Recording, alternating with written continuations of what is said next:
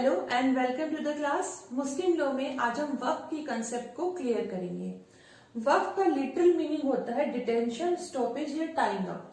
किसको स्टॉप कर रहे हैं, किसको टाई अप कर रहे हैं, किसको डिटेन कर रहे हैं, प्रॉपर्टी को डिटेन कर रहे हैं। अब ये प्रॉपर्टी मूवेबल भी हो सकती है, इमूवेबल भी हो सकती है, टेंजिबल भी हो सकती है और इनटेंजिबल भी हो सकती है। वक्फ को आप बोल सकते हैं कि एक तरीके का ट्रस्ट होता है, एक तरीके का ये ट्रस्ट होता है, एग्जैक्ट ट्रस्ट नहीं होता है। कहने का मतलब ये है कि कुछ ऐसे ऑब्जेक्ट्स हैं जिनमें वक्फ को इंक्लूड नहीं किया गया, लेकिन उसके बावजूद भी एक पर्सन जो कि मुसलमान फेथ को फॉलो करता है या मुसलमान है, वो उन ऑब्जेक्ट्स को जो कि वक्फ के लिए परमिटेड नहीं है ट्रस्ट बना सकते हैं। इंडियन ट्रस्ट एक्ट के अंडर उसको जो है कवर कर लिया जाएगा। तो एक तरीके से ट्रस्ट है वक्फ, लेकिन कंप्लीट ट्रस्ट हम इसको नहीं बोलेंगे इंडियन ट्रस्ट एक्ट के अकॉर्डिंग।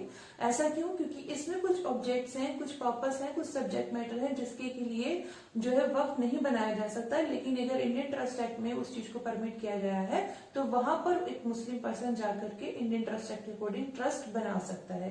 तो इन शब्दों के साथ शुरू करते हैं आज की वीडियो को। ध्यान रखिएगा, पहली बात, ये जो वक्फ का कंसेप्ट था अरब में ओरिजिनली नहीं था। मतलब कि मुसलमान जो फेथ था, मुस्लिम जो लॉ था या मुस्लिम जो स्टार्ट हुआ, वो जो स्टार्ट होने से पहले अरब में वक्फ का कंसेप्ट नहीं था।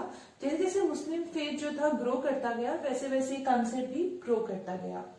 इस कॉन्सेप्ट को समझने के लिए दो डेफिनेशन आपके सामने लिखी गई हैं। अगर इन डेफिनेशंस को हम समझ लेंगे तो हमें वक्फ का कॉन्सेप्ट क्लियर हो जाएगा। पर उससे पहले एक बात समझ लीजिएगा कि जो हमने डिटेन करा है या स्टॉप करा है या टाई अप करा है प्रॉपर्टी को, वो परमानेंट पर्पस के लिए किया है। परमानेंट का मतलब ये होता है कि वक्फ जो बनेगा वो लिमिटेड पीरियड के लिए नहीं बनता है, बल्कि इनडेफिनेट पीरियड के लिए बनता है। ऐसा नहीं कि एक व्यक्ति ने अपनी प्रॉपर्टी को वक्फ पर दिया है और वो 10 साल के लिए दिया है तो वो वैलिड नहीं है, इनवैलिड है।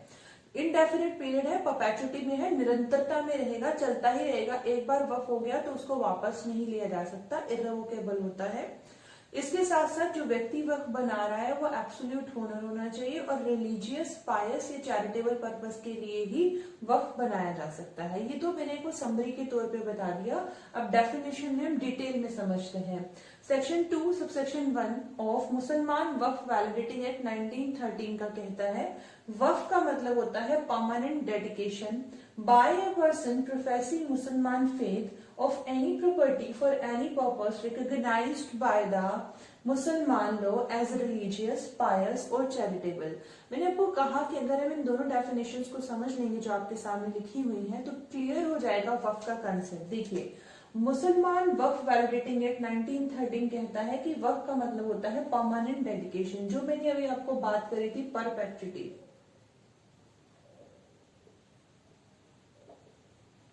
निरंतरता। परपेचुटी में है, कभी भी उसको जो है वापस नहीं लिया जा सकता। एक बार वक्त बन गया तो लगातार चलता ही रहेगा। परमानेंट डेडिकेशन है एक व्यक्ति के द्वारा जो कि मुसलमान फेथ को प्रोफेस करता है। अब यहाँ पर कहा गया कि जो मुसलमान फेथ को प्रोफेस करता है, यानी कि जिस तरीके से हमने कल हिबा पढ़ा था और उसमें बताया था कि जो व्यक्ति हिबा बना रहा है उसका मुसलमान होना जरूरी है, मुस्लिम होना जरूरी है, डोनी का मुस्लिम होना जरूरी नहीं है। मतलब डोनी जो होगा वो अगर नॉन मुस्लिम भी होगा तो भी हिबा उसके फेवर में बन सकता है, लेकिन डोनर का मुस्लिम होना जरूरी है।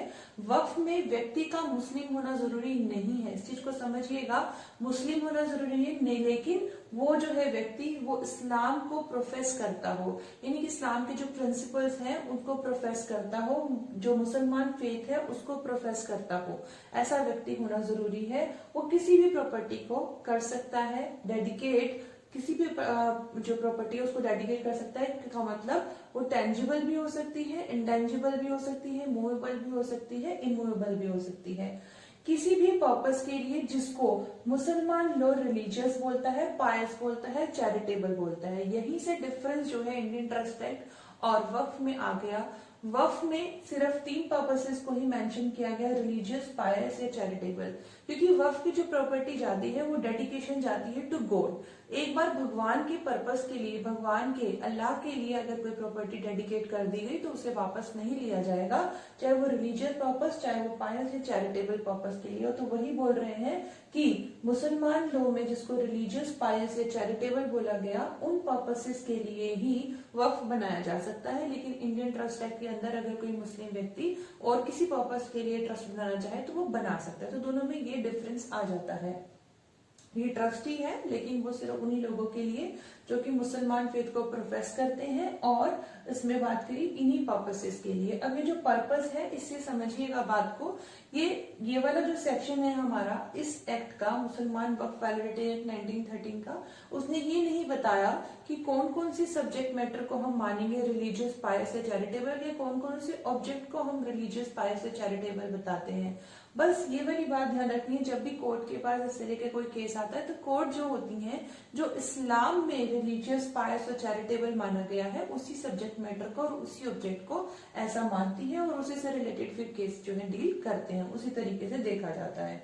तो इन कंसेप्ट को आप क्लियर कर लीजिएगा। परमानेंट डेडिकेशन है, परपेचुटी में है। डेडिकेशन किसको किया जा रहा है? गॉड को किया जा रहा है, अल्लाह को किया जा रहा है, और वापस इसलिए नहीं लिया जाएगा, इररेवोकेबल है। अब इररेवोकेबल का कंसेप्ट को भी मैं भी समझाऊंगी, पहले डेफिनेशन हम समझ लेते हैं। तो मुसलमान फेथ जो प्रोफेस करता है, मतलब मुस्लिम होना जरूरी नहीं, लेकिन मुसलमान फेथ को प्रोफेस करना जरूरी है। दूसरा, कोई भी प्रॉपर्टी हो सकती है और जो मुसलमान लोग के अकॉर्डिंग रिलीजियस, पायस या चैरिटेबल पर्पस है, वहां पर उसके जो है उसके लिए बनाई जा सकती है। 3 पर्पस हमें ध्यान रखने हैं। क्या पर्पस ध्यान रखने हैं? रिलीजियस, पायस और चैरिटेबल। और 3 ही पर्सन्स को हमें ध्यान रखना है, 3 ही शब्दों को हमें ध्यान रखना है। पहला शब्द है वक्फ, यानी कि डेडिकेशन। दूसरा, वाकिफ, जो कि बना रहा है ये वक्फ, जो कि डेडिकेट कर रहा है, डेडिकेटर जो है। और तीसरा, मुतावली। मुतावली का मतलब होता है वो व्यक्ति जो कि ट्रस्ट, यानी हम बोले वक्फ, उसको मैनेज करता है, उसको मुतावली बोलते हैं। अब आमिर अली की डेफिनेशन को समझिए। Waqf is a religious act the effect of which is to tie up the corpus or substance of a thing and to leave its usufruct free. मैंने इसीलिए बोला दोनों डेफिनेशन बहुत इंपॉर्टेंट है और बहुत अच्छी है, हमें कॉन्सेप्ट को एकदम क्लियर कर देंगी। उन्होंने क्लियर कह दिया कि रिलीजियस एक्ट है और इसका इफेक्ट ये होगा। इफेक्ट का मतलब एक बार वक्फ बन गया तो उसका प्रभाव ये होगा कि जो कॉर्पस है या जो सब्सटेंस है चीज का, वो टाई अप हो गया। कॉर्पस बॉडी जो है टाई अप होगी, लेकिन जो उसके फ्रूट्स होंगे वो फ्री छोड़ दिए गए। किस लिए फ्री छोड़ दिए गए? ह्यूमन बींग्स, ह्यूमैनिटी के लिए, लोगों की सेवा के लिए, उसके जो बेनिफिट्स होंगे वो फ्री छोड़ दिए गए। ये बात हमें ध्यान रखनी है। अब मैंने भी आपको कहा था इररिवोकेबिलिटी का कॉन्सेप्ट मुझे समझाना है। देखिए, जो वक्फ बनता है वो 4 तरीके से बन सकता है। पहला, इंटरवीवोस। इंटरवीवोस का मतलब व्यक्ति जीवित है और अपने जीवित रहते रहते ही वो अपनी प्रॉपर्टी का या किसी भी पर्टिकुलर प्रॉपर्टी का वो क्या बना देता है? वक्फ बना देता है, गॉड को डेडिकेट कर देता है। अब जब वो इंटरव्यूवर्स बना रहा है वक्त, तो उसमें कुछ भी ऐसा क्वांटम जो है वो मेंशन नहीं है कि इतने % ही वो अपनी प्रॉपर्टी का भाग जो है वो क्या बना सकता है? वक्फ बना सकता है, सारी भी बना सकता है। दूसरा जो है वो आता है एक टेस्टामेंट्री वक्फ। अब जो टेस्टामेंट्री वक्फ जो होता है, वहां पर ये चीज ध्यान रखिएगा, वो जो टेस्टामेंट्री वक्फ जो होता है वहां पर एक लिमिटेशन है। क्या लिमिटेशन है? कि वो अपनी सारी प्रॉपर्टी को वक्फ में नहीं दे सकता। बिना अपने उत्तराधिकारियों के परमिशन के वो सारी प्रॉपर्टी को वक्फ में नहीं दे सकता। दे सकता है कितनी? 1/3। अगर उत्तराधिकारी परमिशन दे देते हैं, मतलब अग्री हो जाते हैं कि हाँ ठीक है आप सारी प्रॉपर्टी दे दीजिए वक्फ में, तो ठीक है। अदरवाइज वो अपनी 1/3 प्रॉपर्टी का ही वक्फ बना सकता है। टेस्टामेंट्री वक्फ जो बन रहा है, टेस्टामेंट्री वक्फ का मतलब यह है कि विल के थ्रू, विल ही हो गई, उसकी वसीयत हो गई कि उसके मरने के बाद जो है ये जो प्रॉपर्टी होगी वो वक्फ के चली जाएगी, वक्फ के पर्पस के लिए यूज हो जाएगी। तो जब टेस्टामेंट्री वक्फ की बात की तो उसको हम बोले वो जो है रेवोकेबल है। अब जो हमने कहा कि वो जो टेस्टामेंट्री में चली जाती है वो रेवोकेबल है, तो रेवोकेबल का मतलब ये होता है कि जो टेस्टामेंट्री वक्फ होगा वो कब इफेक्ट में आएगा, कब प्रभाव में आएगा, कब काम करना शुरू करेगा? जब व्यक्ति की मृत्यु हो जाएगी। तो मृत्यु से पहले पहले व्यक्ति जो चाहे तो उस वक्फ को वापस ले सकता है। लेकिन अगर एक बार मृत्यु हो गई, यानी ऑब्वियस सी बात है, फिर उसके बाद जो उसके लीगल हायर्स होंगे उनके पास ये तरह जो अधिकार नहीं आएगा। जैसे हमने हिबा में पढ़ा था, बिल्कुल इसी तरीके से ये बात यहाँ पे एप्लीकेबल है कि जब एक बार व्यक्ति जो है टेस्टामेंट्री वक्फ बनाने के बाद मृत्यु को प्राप्त कर लेता है तो वो तो इफेक्ट में आ जाएगा। उसके बाद उसके उत्तराधिकारियों के पास अधिकार नहीं कि वो प्रॉपर्टी को क्या करे, वापस ले ले या रिवोक कर ले। ये अधिकार किस व्यक्ति के पास है? जो टेस्टामेंट्री वक्फ बना रहा है और अपनी मृत्यु से पहले पहले वो क्या कर लेता है? वक्फ को वापस ले लेता है। तो तीसरा होता है व्यक्ति डेथ बेड पे होता है, मर्जुल मौत, तो वहां पर भी व्यक्ति जो होता है वो क्या बना सकता है, वक्फ बना सकता है। चौथा होता है अगर इमेमोरियल यूज, यानी कि एक चीज है कोई भी प्रॉपर्टी वो काफी लंबे टाइम से जो है यूज की जा रही है किसी रिलीजियस पर्पस के लिए, तो भी उसको जो है वो फिर रिलीजियस पर्पस के लिए ही यूज होती रहेगी। तो 4 तरीके से वक्फ बन सकता है। अब वक्फ की एसेंशियल कैरेक्टरिस्टिक क्या होती हैं? पहली कैरेक्टरिस्टिक को समझिएगा। पहली कैरेक्टरिस्टिक का ये मतलब है, पहला फीचर जो है क्या है, पहला फीचर यही है कि उसके अंदर जो है परमानेंट है, जो वक्फ बनता है वो परमानेंट पर्पस के लिए बनता है। जैसे मैंने बोला परपेचुइटी होती है, जो थोड़े टाइम के लिए नहीं बनेगा, इंडेफिनिट पीरियड के लिए बनता है। दूसरा कैपेसिटी टू वाकिफ, जो वाकिफ है यानी कि जो वक्फ बना रहा है उसके पास कैपेसिटी होनी चाहिए वक्फ बनाने की। अब कैपेसिटी का मतलब दो उसके अंदर है, एक तो साउंड माइंड होना चाहिए और एक अडल्ट होना चाहिए। जब अडल्ट की बात की तो 18 ईयर्स का होना चाहिए, मतलब मेजर होना चाहिए। और मेजर होने के साथ साथ जो व्यक्ति अगर कोर्ट्स ऑफ वर्ड्स के अंदर अगर वो गवर्न होता है तो 21 ईयर्स का होना चाहिए, जैसे हिबा में पढ़ के आए थे। ठीक है, फिर अगर हमने बात करी कि दो उसके पास कैपेबिलिटीज तो हैं, तो क्या माइनर वक्फ बना सकता है? माइनर वक्फ नहीं बना सकता। माइनर के द्वारा बनाया गया वक्फ वॉइड एब इनिशियो होता है। ठीक है, इसी तरीके से अगर कोई गार्डियन है तो गार्डियन माइनर के बिहाफ पे वक्फ नहीं बना सकते, वो भी वॉइड एब इनिशियो होता है। ये बोले कि माइनर ने वक्फ बना दिया और उसके बाद जब वो जो है या फिर गार्डियन ने बना दिया और जब मेजर अपनी एज अचीव कर ली तो क्या उसके बाद उसको रेटिफाई कर सकता है? नहीं कर सकता है। तो वो तो हमने बोला वॉइड एब इनिशियो ही रहेगा। इसके अलावा राइट की बात करें तो एक व्यक्ति के पास कैपेसिटी तो ठीक है बनाने की, साउंड माइंड है, वो मेजोरिटी की एज रखता है, लेकिन क्या उसके पास अधिकार है देने का वक्फ में प्रॉपर्टी? ये भी देखना जरूरी है। अगर उसके पास अधिकार है तो ठीक है, नहीं है तो फिर वो जो है वक्फ में प्रॉपर्टी को नहीं दे सकता। जैसे कि अगर लेजी या फिर टेनेंट की बात करें तो वो वक्फ में प्रॉपर्टी नहीं दे सकता। इस तरीके से अगर कोई विडो है तो वो भी अगर अपने डोअर की जो है वक्फ में प्रॉपर्टी दे दे तो वो भी नहीं, क्योंकि वहां पर वो एब्सोल्यूट ओनर नहीं है। पर्दानशीन लेडी की अगर बात करें तो पर्दानशीन लेडी बना सकती है वक्फ, लेकिन उसमें फिर मुतावली को ये प्रूफ करना पड़ेगा कि जो लेडी थी उन्होंने अपने पूरे होशो हवास में उन्हें पता था कि क्या बना रही है, वो किस पर्पस के लिए बना रही है, ये चीज उसे प्रूफ करनी पड़ेगी। ठीक है, तो ये हो गया कैपेसिटी। अब आता है सब्जेक्ट मैटर और ऑब्जेक्ट। देखिए सब्जेक्ट मैटर की बात करें तो पहले एंशियंट जो ज्यूरिस्ट थे, मतलब मुस्लिम लोग के जो प्रोफेस करने वाले ज्यूरिस्ट थे, उन्होंने सब्जेक्ट मैटर में कुछ चीजों को नहीं बताया, बट फिर धीरे धीरे उन चीजों को भी इंक्लूड कर लिया गया।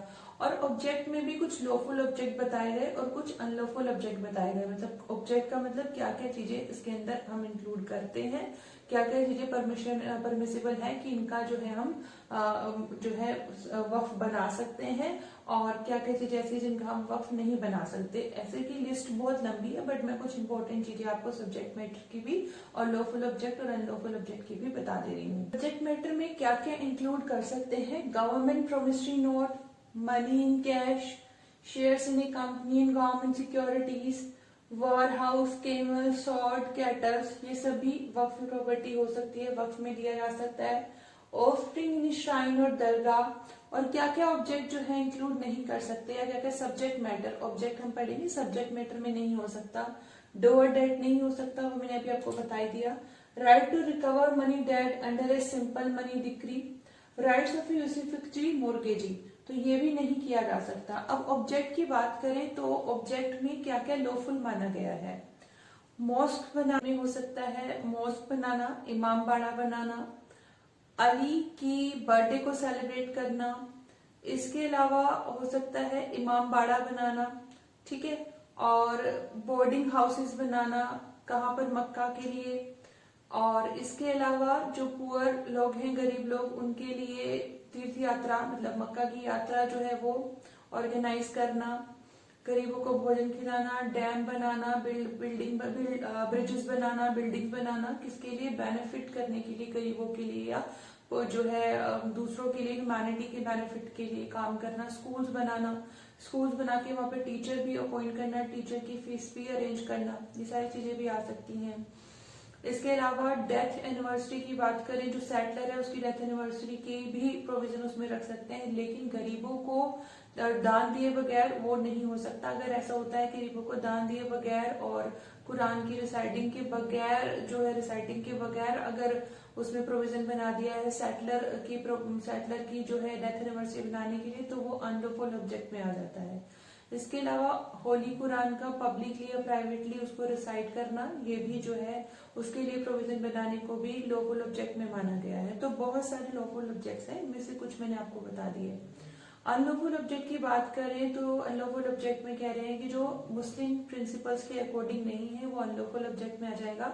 जैसे टेम्पल बनाना या चर्च बनाना, उसके लिए वक्फ की प्रॉपर्टी रहना, तो वो भी अनलॉफुल ऑब्जेक्ट में आ जाएगा। सिर्फ अमीरों के लिए ही वक्फ बना देना, वो भी गलत है। और अभी आपको बताया डेथ एनिवर्सरी सेलिब्रेट करना बिना जो गरीब है उनको भिक्षा दिए, मतलब आर्म्स दिए बगैर और कुरान की रिसाइटिंग के बगैर, तो वो भी अनलॉफुल ऑब्जेक्ट में आ जाएगा। इसके अलावा वाइन शॉप खोलना, ये लिए भी प्रोविजन देना, ये भी जो है अनलॉफुल ऑब्जेक्ट। नेक्स्ट बात आती है फॉर्मेलिटीज की। तो क्या वक्फ के रिलेटेड कोई फॉर्मेलिटीज है? ऐसे कुछ फॉर्मेलिटीज नहीं है। ओरल भी बन सकता है वक्फ, रिटिन भी बन सकता है। लेकिन जब रिटिन बन रहा है और उसकी जो वैल्यू है 100 रुपए से ज्यादा है, तो इंडियन रजिस्ट्रेशन एक्ट के अकॉर्डिंग उसको जो है रजिस्ट्रेशन कराना जरूरी है, उसकी डीड को तभी वैलिड माना जाएगा। ठीक है। अब हमने जब शिया लॉ की बात करते हैं और सुन्नी लॉ की बात करते हैं, उनके बीच में डिफरेंस क्या है? तो उनके बीच में एक बहुत इंपॉर्टेंट डिफरेंस है और वो ये है, सनी शिया लॉ में जब भी वक्फ बनाया जा रहा है तो उस वक्त जो है डिलीवरी ऑफ पोजेशन होना जरूरी है। मतलब मुतावली का जो ऑफिस है, मुतावली का जो डेजिग्नेशन है वो होना जरूरी है, और मुतावली अपॉइंट करने के बाद उसको जो है वक्फ की प्रॉपर्टी का पोजेशन देना जरूरी है। तो ये डिफरेंस इंपॉर्टेंट है दोनों के बीच में। तो ये वक्फ का कंसेप्ट हो गया। मैंने कोशिश की थी कि आसान शब्दों में समझा दिया जाए। अगर आज की क्लास समझ आई हो तो नेक्स्ट क्लास मतलब कल की क्लास के लिए भी बने रहिएगा। Thank you so much. Thanks a lot. Keep learning and keep smiling.